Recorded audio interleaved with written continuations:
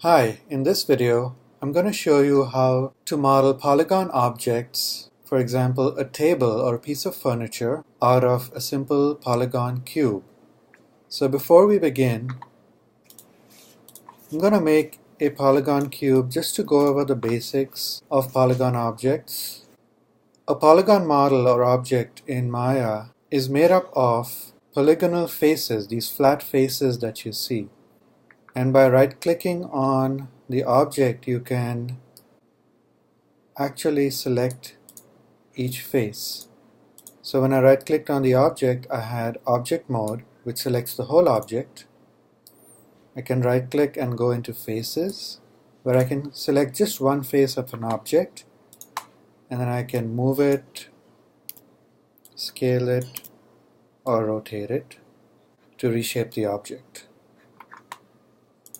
Faces, in turn, are bounded by these lines called edges.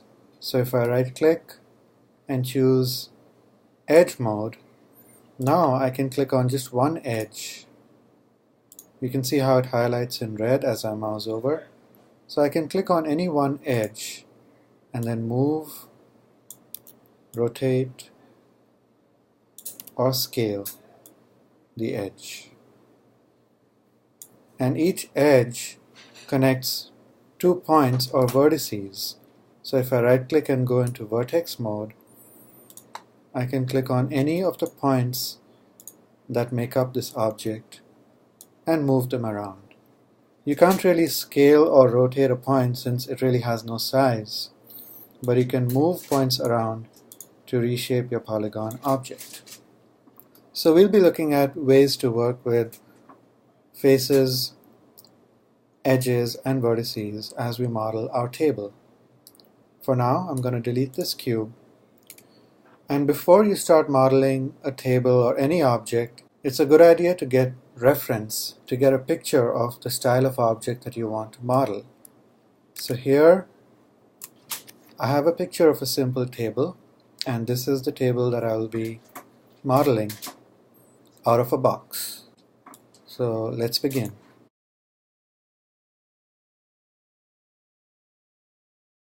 This will be the top of the table, and I clicked and dragged pretty approximately, so if I want this to be a perfect square like it looks like in the picture,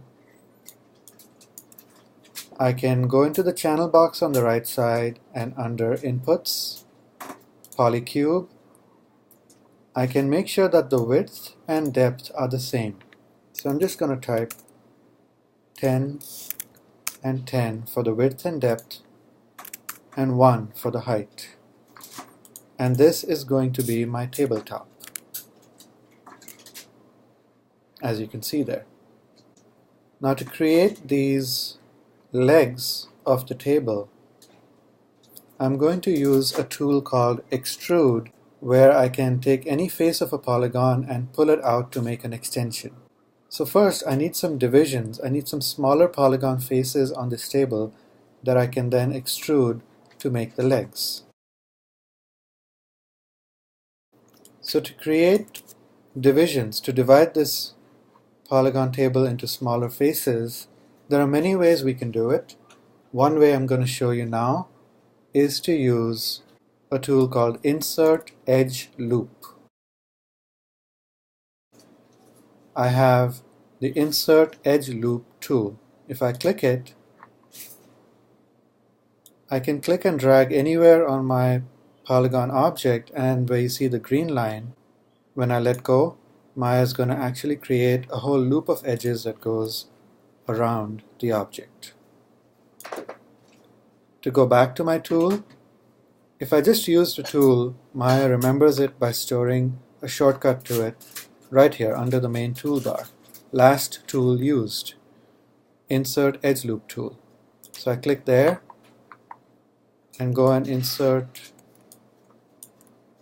edge loops in other places.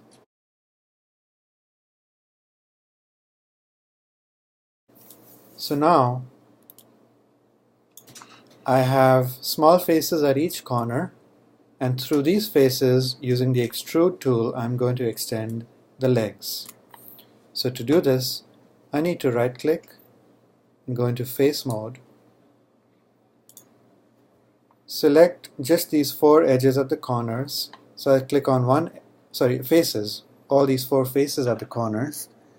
I click on one corner face and then shift click the other 3. And now, as you can see from the highlights, I've selected all 4 of these corner faces. I go into Edit Mesh, and there are different tools for extruding vertices and extruding faces. I need to extrude faces, so that's where I need to go, under Face, Extrude. And this is what I get. If I want to extend the table legs down, so I'm going to pull down on the Z-axis.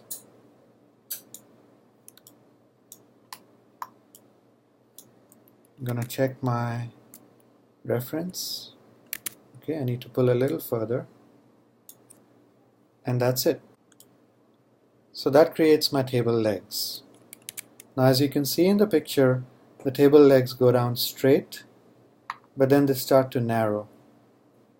So I can do this pretty easily. For this part that goes down straight, I already have it. But then somewhere halfway down, or a third of the way down, the legs start to taper. So here's what I'll do. I'm going to right click and go into edge mode, and then shift right click. This is another way to access the insert edge loop tool. And then I just go in and add edge loops on all legs. Now to make sure that these edge loops are at the same height, I'll just go into one of my side views, press 4 to go into wireframe.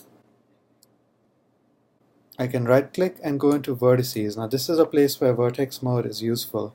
I can see each point on the legs, and you can see some of my edge loops are a little higher than others. So I'll just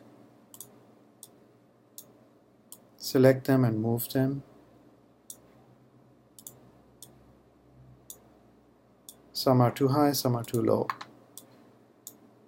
These are about the same.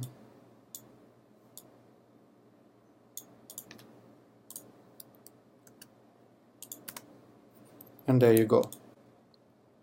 Now I want to make the bottom of these legs thinner, and this is another place where I can work in vertex mode. If I look in side view, I can just select, pull them inwards, do the same here. This is in my side view. So you can see what that did. And if I do the same in my front view,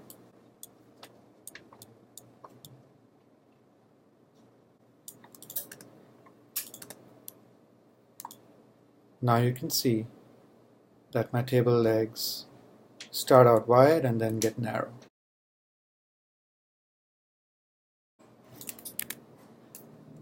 Just like that. And the last thing I'll do is make this nice tapered top, which is really easy to do. So I go to the top of my table.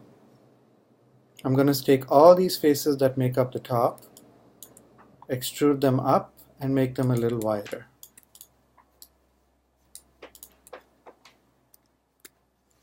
So a way to select all these top faces, since there's one face in the center, I select the center face and go into the, if I make sure I'm in the polygons menu, I can go into select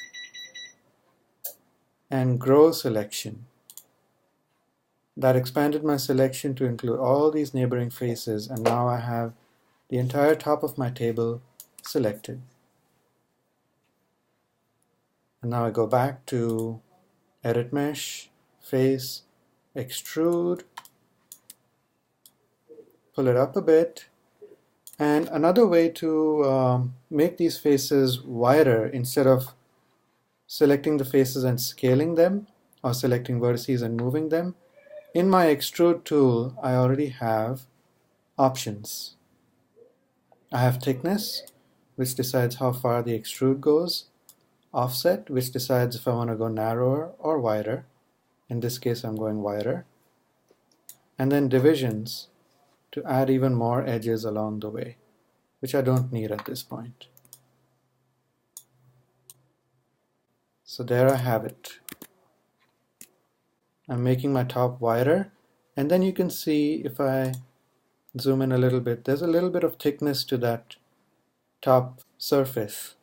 So that's very easy to do. Again, select the center face, grow my selection, edit mesh, extrude.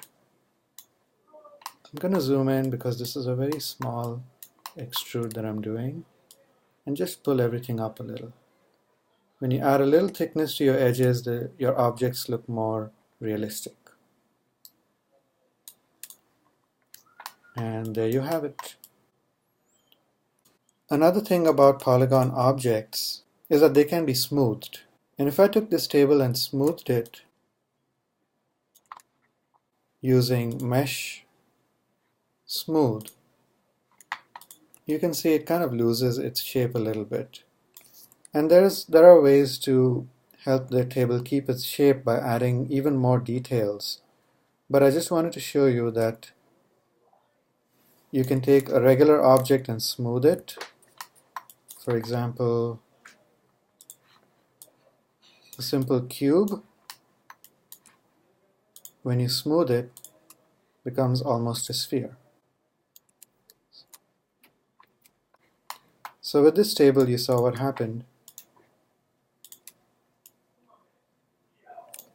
And to avoid this from happening, I would have to add a lot more detail, like more edge loops, more extrudes, just to help this table preserve its shape. But if in your scene you are not particularly smoothing your objects, a low polygon table like this will look fine. Let me show you how this appears in the render. So up here, I can click on Render the current frame, and that's how my table appears. So for an object like a table, which is hard and boxy, you may not need to really use the smooth feature, which is one reason that polygons are a quick way to model boxy objects, pieces of furniture, computers, gadgets, things like that. But let's say you wanted to model something soft. For example, a pillow. You could start with a simple box, and if you wanted to keep modeling the shape of the pillow without having to smooth and undo your smooth at every point, there is a way in Maya to simply preview what your object would look like if it was smoothed. And this is called Smooth Preview. You can preview what your object would look like when smoothed by using the keys 1, 2, and 3 on your keyboard. Now 1 shows you the low polygon object as you modeled it. 2 shows you a wireframe of your low polygon object along with a shaded version of what the object would look like when you apply smooth to it. And 3 doesn't show you the low polygon object at all and only shows you the smoothed version. So if you press 2, you can see a bit of both, the low polygon object you're modeling and what it would look like when smoothed. So if you're modeling objects like a pillow, a loaf of bread, things like that, you could work in this mode by pressing 2 to see your smoothed object while still working on your low polygon object. So I can move vertices around and it shows me what effect it would have on my low poly object. So if I'm making a loaf of bread, I can do this.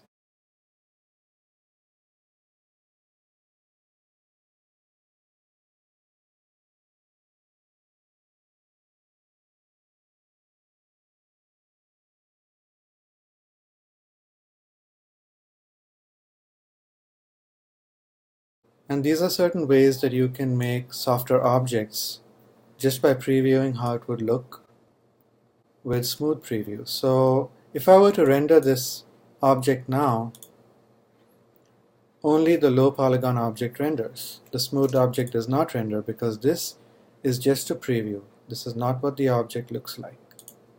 The object really looks like this. I can press 1 to go back to what it really looks like. And if I'm happy with the way it looks and I want to go ahead and smooth it, then I need to go up to Mesh, Smooth.